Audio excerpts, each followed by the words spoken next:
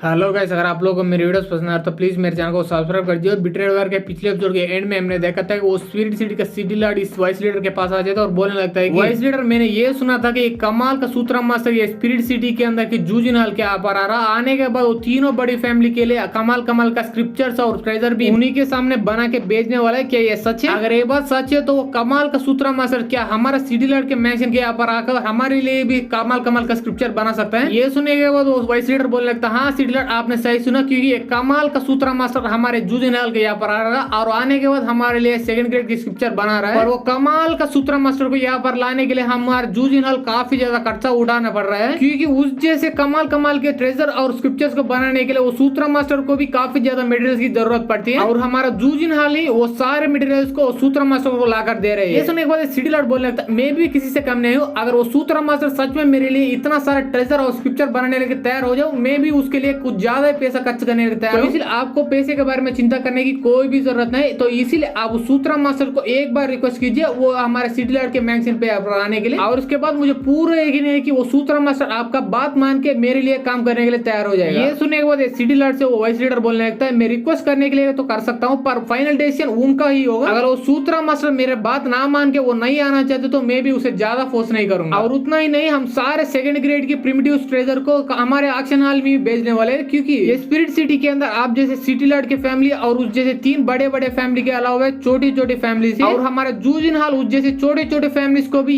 जैसा कमाल कमाल का ट्रेजर और स्क्रिप्चर खरीदने का मौका देना चाहते हैं, क्योंकि आपको पहले से ही हमारे जूजिनहाल के रेपुटेशन के बारे में अच्छी तरह से पता है। हमारे जूजिनहाल किसी की भी साइड नहीं लेती, वो सारे लोगों को एक ही तरह देखती है और न्यूट्रल रह के काम करती है और बेचती है सामान को। ये सुनने के बाद वो सिटी लॉर्ड बोलने लगता है कि हाँ, आपके बारे में और आपकी जूजिनहाल के रेपुटेशन के बारे में मुझे अच्छी तरह से पता है और मैं भी ये मानता हूँ कि इस जैसा कमाल के बंदे जैसा बनाए गए समाल का ट्रेजर और स्क्रिप्चर सारे लोगों को मिलना चाहिए। तो इसलिए मुझे भी इस डिसीजन से कुछ भी एतराज नहीं है और वो रिक्वेस्ट के बारे में बिल्कुल भी मत भूलना। ये बोल के वो सिटी लॉर्ड जूजिनहाल से बाहर जाता है। ये देखने के बाद ये वाइस लीडर अपने मन ही मन सोचने लगता है कि फाइनली हमें काफी सालों के बाद इतना पैसा कमाने का मौका मिल चुका है और मैं इस सुनहरे मौके को अपने हाथों से बिल्कुल भी नहीं जाने दूंगा। और तभी अब शूट होता है इसी स्पिरिट सिटी के अंदर, युला इनका नाम का इनके अंदर, उसी इनके अंदर हमारा हांगजंग काफी दिनों से ऐसा बैठा हुआ होता है और अपना कल्टिवेशन पर ध्यान दिए जा रहा होता है। और ऐसे कल्टिवेट करते करते हांगजंग अपने मन ही मन सोचने लगता है कि वो जूजिनहाल के वाइस लीडर के साथ बात कर रही हुए पूरे 7 दिन हो गए और जब मैंने उससे साथ बात कर दिया अगले दिन ही मैं जाकर वो सारे लोगों के लिए स्क्रिप्चर और ट्रेजर बना सकता था। पर मैंने सूत्रा मास्टर के बारे में ये सुना था कि ये सारे सूत्रा मास्टर काफी ज्यादा घमंडी और लेट कमर्स होते हैं, तो इसीलिए मैं इतना देर कर रहा हूँ वहां पर जाके वो सारे लोगों का स्क्रिप्चर बनाने के लिए।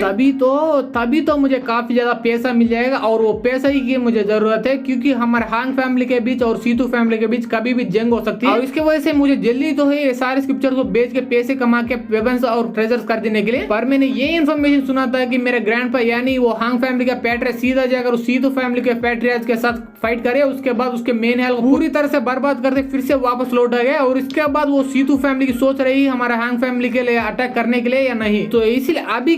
के लिए तो मेरे पास काफी ज्यादा टाइम है और इसीलिए मुझे कितना पैसा हो सके उतना पैसा कमा के काफी सारे जड़ी बूटियां और अच्छे वेपन्स भी लेके जाना चाहिए। और ये वहां पर बैठकर ये सब सोच ही रहा होता, तभी बाहर से इसको कुछ आरा महसूस होता है और उस आरा महसूस करने के बाद ये पूरी तरह से चौंक जाता है और सोचने लगता है, अरे बाप रे, आरा तो ऑलमोस्ट उसी हर्ब गार्डन जैसे आरा जैसा लग रहा है जिस हर्ब गार्डन के अंदर मुझे पूरा 10 साल तक बंद कर दिया गया था। तो इसलिए मैं उस हर्ब गार्डन जैसा आरा को कहीं पर भी हो मैं महसूस कर सकता हूँ और मुझे जिस आरा महसूस हो रहा है वो ऑलमोस्ट उसी हर्ब गार्डन जैसा आरा जैसा महसूस हो रहा है, पर काफी ज्यादा वीक महसूस हो रहा है मुझे। तो इसीलिए मुझे जाकर एक बार चेक करना चाहिए। ये बोल के वो इनके अंदर से कूद जाता है और बाहर की तरफ जाते हुए अपने मन में सोचने लगता है, मुझे वो आ रहा स्पिरिट सिटी के बाहर की तरफ 5 किलोमीटर से आपसे आ रहा है। ये सोचने के बाद तुरंत ही वो स्पिरिट सिटी के बाहर की तरफ काफी तेज से सब भागने लगता है और कुछ देर के बाद फाइनली वो आरा के पास आकर पहुंच चुका होता है और उसके बाद वो वहीं पर रुक जाता है और सोचने लगता है, अरे बाप रे, वो आरा तो मेरे बिल्कुल भी सामने से आ रही है, इसीलिए मुझे एक बार चुप के देखना चाहिए। ये बोल के वो जाड़ी से चुप के देखने लगता है। देखने के तुरंत बाद ये पूरी तरह से चौंक जाता है और सोचने लगता है, अरे बाप रे, वो बंदा तो और तभी आप शूट होता है उसके सामने की तरफ वहां पर एक लड़का खड़े हुआ होता है और एक लड़की नीचे बैठी हुई होती है और तब हम इस नीचे बैठने वाली लड़की की तरफ देखते हैं और गाइस ये वही लड़की होती है जिसके बारे में वो वेटर काफी ज्यादा तारीफ किए जा रहा होता है और यही वो लड़की होती है और यही स्पिरिट सिटी के अंदर सबसे खूबसूरत लड़की होती है और वो चिल्ला रहे होते हैं, कमी ने कही कि मुझे छोड़ दो, मुझे जाने दो। तब हम सामने की तरफ देखते हैं वहां पे लड़का खड़ा हुआ होता है और बोल रहा होता है कि ली क्योंकि मेरे बात मान लो और मेरा हो जाओ, क्योंकि मेरे तेरे जैसा ताकतवर बंदा और हैंडसम बंदा तुझे सपने में भी नहीं मिलने वाला, इसीलिए मुझे एक्सेप्ट करो और हम दोनों शादी करेंगे। अगर तुम ना भी कहते तो उससे भी मुझे फर्क ही नहीं पड़ता, क्योंकि तुम यहाँ से बिल्कुल भी भाग नहीं सकते और मैं तेरे साथ जबरदस्ती सुहान रात मनाऊंगा आज रात। और इस बंदे को देखने के बाद हांग जंग को काफी गुस्सा आ जाता है और अपने मनी मन सोचने लगते हैं यूएन वूजी तुम कामी ना कहीं का। और गैस उस बंदे का नाम यूएन वूजी है और वो यूएन कांगाई का ही फैमिली का मेंबर है। तब हम फिर से इस दोनों की तरफ देखते हैं, तब ये लड़की बोल रहे होते तुम्हें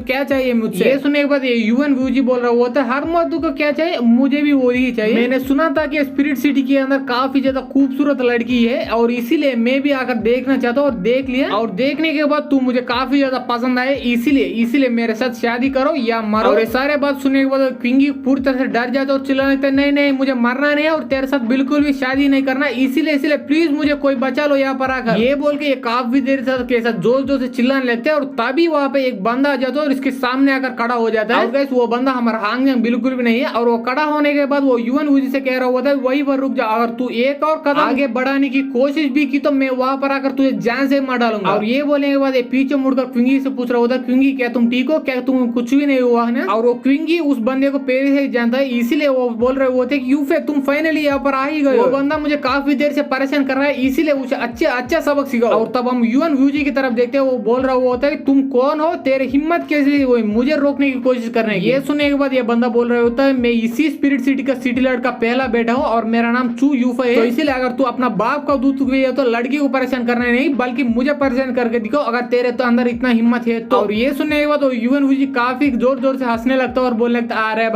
बाप रे तेरा एंट्री को देखकर मुझे ऐसा लग रहा है तुम बड़े से सेक्टर को बड़े से स्ट्रांगेस्ट बंदे हो और तू ये छोटे स्पिरिट सिटी के अंदर के सिटी लॉर्ड का पहला बेटा हो, तू तो नल्ला निकल गया रे। अगर मैं सच में अपना आइडेंटिटी के बारे में तुझे बताऊं तो तू यहाँ पर ही मूत कर यहाँ से दफा हो जाएगा, क्योंकि मैं इस एरिया का सबसे स्ट्रांगेस्ट फैमिली यानी यूएन फैमिली का बंदा हूँ और मेरा नाम यूएन यूजी है। और उतना ही नहीं बल्कि मैं स्पिरिट सिटी को कंट्रोल करने वाला यूनहाई सेक्ट का डिसेबल भी हूँ। और ये दोनों नाम सुनने के बाद इस बंदे को पूरी तरह से फट जाते और अपने मन सोचने लगता अरे बाप रे यूएन फैमिली और यूनहाई सेक्ट। और इसका एक्सप्रेशन को देखने के बाद यूएन वूजी बोलने लगता है कि तुम यहाँ से जल्दी दफा हो जाओ, क्योंकि तुम और तेरे जैसे स्पिरिट सिटी के बंदे बिल्कुल भी मेरे यूनहाई सेक्ट से पंगा ही नहीं ले सकते। अगर मेरा यूनहाई सेक्ट चाहता तो तेरा पूरा सिटी को एक ही दिन में बर्बाद करके रख सकते हैं। और क्या तू वो चाहता है, अगर तेरी वजह से पूरा स्पिरिट सिटी बर्बाद होना नहीं देखना चाहते तुम यहाँ से दफा हो जाओ और हीरो बना छोड़ दो। और ये सारे बात सुनने के बाद वो बंदा अपने मन सोचने लगता है अरे बाप रे मुझे क्या करना चाहिए। ये सोचने के बाद वो पीछे की तरफ देखता है और उसके बाद बोलने लगता है क्विंगी मुझे माफ कर दो। और उसके बाद ये बंदा यूएन वूजी से कहने लगता है आप प्लीज मुझे माफ कर दीजिए, क्योंकि आप मुझे अच्छी तरह से पता ही नहीं था ये आप, इसीलिए मैं यहाँ पर आया और आपको बुरा भला कहा। अगर मुझे पहले से ही पता होता मैं यहाँ पर बिल्कुल ही नहीं आता। अगर इसके बाद आपको स्पिरिट सिटी के अंदर किसी ने प्रॉब्लम कर दिया तो मुझे आकर बोलिएगा, मैं आकर उस प्रॉब्लम को पूरी तरह से सॉल्व करूंगा। ये बोले तुरंत बाद वो बंदा वहां से काफी देर से भागते हुए बोल रहा होता है क्विंगी मुझे माफ कर दो और बाय बाय। और इसे देखने के बाद वो लड़की पूरी तरह से चौंक जाता है और बोलने लगता है